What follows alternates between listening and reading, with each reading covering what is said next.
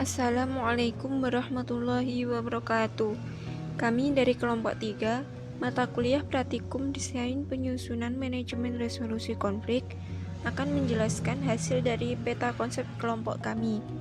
Sebelumnya, kami akan memperkenalkan masing-masing anggota.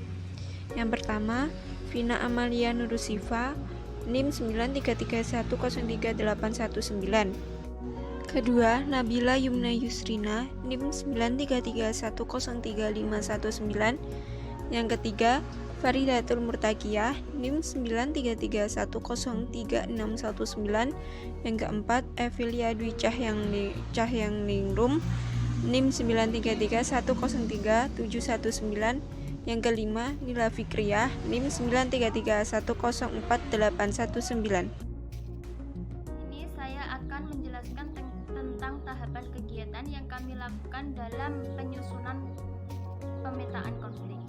Tahapan yang pertama yaitu kita memilih dan menentukan objek konflik yang akan kami analisis.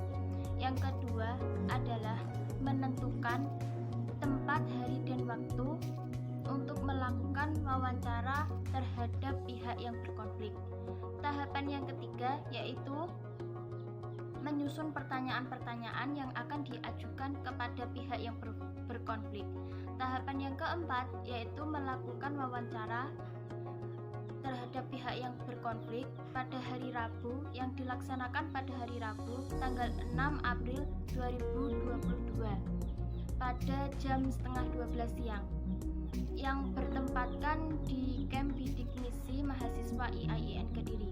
Tahap yang kelima yaitu mengambil kesimpulan dari hasil wawancara. Tahap yang keenam atau tahap yang terakhir yaitu menyusun kesimpulan ke dalam sebuah pemetaan konflik. Di sini tokoh utama dari konflik adalah saudara Afif dengan saudara Maulana. Yang menjadi indikator terjadinya konflik dari dua orang tersebut adalah pada takbir dalam sholat. Menurut saudara Maulana, takbir dalam sholat harus dilakukan dengan lama. Dan menurut saudara Afif, takbir dalam sholat tersebut apabila dilakukan dengan lama, maka sholat tersebut tidak sah atau batal. Dan saudara Maulana sudah mengingatkan bagaimana takbir yang benar sesuai kaidah fikih pada saat ngaji bareng dengan teman-teman yang lain. Tetapi saudara Maulana tidak menerima dan langsung mundur dalam forum tersebut, dan hal tersebut menjadikan sebuah konflik dari dua orang tersebut. Ajaran agama merupakan suatu ajaran yang di dalamnya itu tidak ada unsur pemaksaan. Sebagai seorang muslim, kita wajib menyebarkan hal-hal atau ilmu-ilmu yang kita ketahui kepada orang lain yang belum mengetahui. Dari sini, saudara Afif menyampaikan hal-hal baru kepada saudara Maulana tentang kesalahan takbir dalam sholat. Tapi saudara Maulana menentangnya. Saudara Afif sudah baik-baik menyampaikan kepada saudara Maulana. Akhirnya terjadilah konflik. Dari konflik ini, hubungan saudara Maulana dan saudara Afif ini menjadi renggang. Mereka enggan membicarakan tentang ritual-ritual keagamaan atau hal-hal yang berbau dengan agama. Padahal mereka ini hidup dalam lingkup satu pondok.